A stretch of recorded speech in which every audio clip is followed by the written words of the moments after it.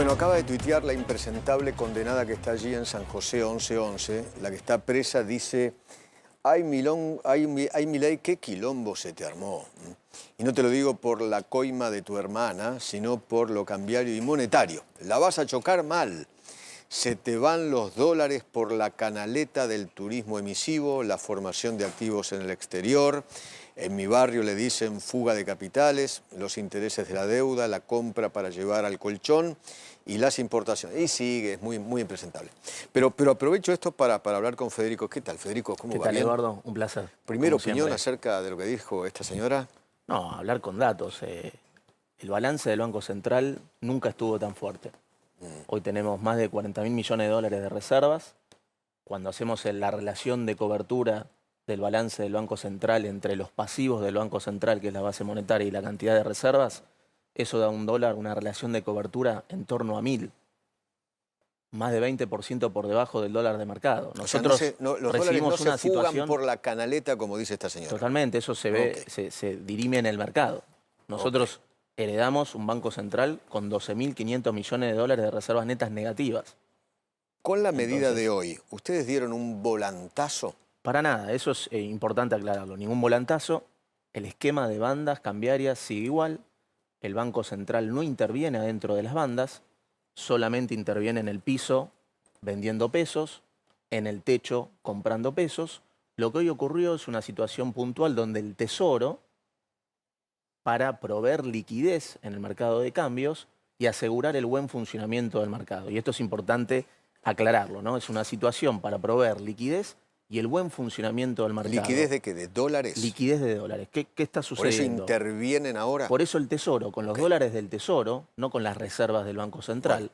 Recordemos que el Tesoro ha comprado 3.000 millones de dólares. Ha comprado 1.500 millones de dólares a través de la colocación de bontes a un precio promedio de 1.130 pesos. Después compró otros 1.500 millones de dólares a un precio promedio de 1.250. Entonces hay una munición de sobra para que ahora el Tesoro, así como compró para acotar la volatilidad, ahora provee esta liquidez para asegurar la liquidez y el buen funcionamiento del mercado. Y esto es importante entender, porque hay un contexto de ruido político, como sucede en todas las elecciones, con una oposición que está generando ruido, que quiere desestabilizar, que ha querido golpear el ancla fiscal, y eso genera situaciones de liquidez en el mercado. En sucesivas rondas hemos visto que con muy poco volumen el dólar puede subir 30, ante 40 una elección, pesos. el argentino siempre va a comprar dólares. Siempre va a comprar dólares. ¿Qué es lo que el presidente Milei el otro día dijo? El ticket para el arca de Noé para salvarse en un momento electoral es el dólar. Pero además exacerbado por el ruido político. Por eso. Y la oposición que quiere desestabilizar, como ha querido golpear el ancla fiscal. Eso genera situaciones de iliquidez, y para proveer esa liquidez y asegurar el buen funcionamiento para el bienestar de los argentinos, el Tesoro ha hecho esta participación, que además es una participación que es mínima en relación a todos los dólares que compró. Ha sido coordinado con el Fondo Monetario Internacional. Bueno, se le ha avisado. este punto es importante porque hoy escuché a algunos que se dicen periodistas económicos o economistas, decían: ¿le habrá pedido permiso al fondo? Porque esto lo tiene prohibido por el fondo. Claro, bueno, este es un punto. Primero, este es nuestro programa. El programa que se hizo, donde se hizo un préstamo con el fondo en la tercera fase del programa de estabilización, donde se salió del cepo y se recapitalizó del Banco Central, es nuestro programa, que el fondo se sumó a nuestro programa e hizo ese aporte al Tesoro, y el Tesoro recapitalizó al Banco Central. Esta medida, como la hicimos transparente, como todos los pasos que fuimos dando, se lo comunicó con el fondo. Al fondo le pareció genial que sea transparente y que se avise al mercado. Está al tanto de esto, y como todo lo que venimos haciendo, esto lo podemos hacer porque tenemos un programa de estabilización que fue preparado para estar blindados ante cualquier ataque político. Y tenés cada uno de los hechos. Por eso pudimos sostener un superávit fiscal a pesar de tener poco representatividad en el Congreso. Se cayó la ley bases y el superávit fiscal el año pasado siguió de largo. Por eso recapitalizamos al Banco Central. Por eso terminamos con la emisión monetaria. Por eso desarmamos las LEFIs, que eran 10 billones de pesos que estaban a un día. Y eso era un riesgo muy grande en un contexto de ruido político. Y ahora eso está en encajes o bien en letras del Tesoro a plazo. Entonces, cada paso que fuimos dando fue para estar con fundamentos macroeconómicos y con municiones. Por eso podemos hacer esto y te doy dos principios y dos acontecimientos que tienen que ver con esto. El dólar vale 1.360 en este contexto de ruido político. En enero 2024 valía 1.360. En julio 24 se fue a 1.400. Entonces, aún en un contexto de ruido político, vale 1.360. Y eso hablo de los buenos fundamentos. Los indicadores de inflación siguen reflejando la desaceleración de la inflación a pesar de la suba del dólar. ¿Y eso por qué es así? Porque no hay convalidación monetaria. Y entonces, cuando no hay convalidación monetaria, si el dólar sube, solo genera un cambio de precio relativo. Otra de Sube las cosas, y cae otro. Otra de las cosas y si alguien sube precio por la duda, aplica Menger. No me deja preguntar. Y ahora te dejo preguntar. Hoy decían que están toqueteando las reservas del Banco Central. Exacto. ¿Cuánto hay de reserva? Por eso, esto no tiene nada que ver con las reservas, ni con la plata del fondo. Las reservas del Banco Central son del Banco Central y el Banco Central vende dólares en el techo de la banda, solamente. Estos son dólares que tiene el Tesoro. ¿Producto de qué? El Tesoro ha tenido superávit fiscal, el Tesoro ha tenido colocaciones netas en el mercado y entonces el Tesoro tiene dólares. Se capitalizó. Tiene dólares, tiene reservas en dólares y además tiene reservas en pesos. Esto de lo que te estoy hablando de por qué tenemos fundamentos y municiones. ¿Cuánto en pesos hay? Tiene 3 puntos del producto, el Tesoro solamente son como 23 billones de pesos. 23 3 billones. puntos del producto que tiene de reservas en pesos. Y además tiene reservas en dólares. ¿Por qué? Porque compró estos 3.000 millones de dólares. Desde que salimos del cepo, además de los dólares del fondo que recapitalizaron al Banco Central, el Banco Central hizo un ripo por 2.000 millones de dólares y el Tesoro compró 1.500 millones de dólares con la colocación del Bonte y otros 1.500 millones de dólares con el block trade. Otra de las cosas que escuché mucho es, ¿por qué ahora blanquean que...? Porque ustedes venían interviniendo. No, esto es muy importante lo que preguntás. No Esta es la primera intervención que hace el Tesoro para solucionar este problema de liquidez y el buen funcionamiento del mercado que se genera en este contexto de ruido político. Lo de las semanas anteriores fue solamente el Tesoro le dio dólares a entidades públicas que necesitaban para o cancelar deuda. Banco Provincia, por ejemplo. Por ejemplo, pero no tiene nada que ver con esta situación. Ok. Willy, querido. Sí, Federico, yo te quería preguntar por el tema de las bandas de flotación y sobre todo si mantienen las bandas de flotación aún después de las elecciones, que había dudas sobre eso. Y número 2, ¿cómo viene la inflación? Si tenés algún dato de cómo cerró o para anticipar cómo cerró agosto en ese sentido. Buena pregunta, Willy. Como digo, las bandas de flotación siguen igual. Aún después del 26 de octubre. El banco sigue después de las elecciones. El Banco Central adentro de la banda no interviene.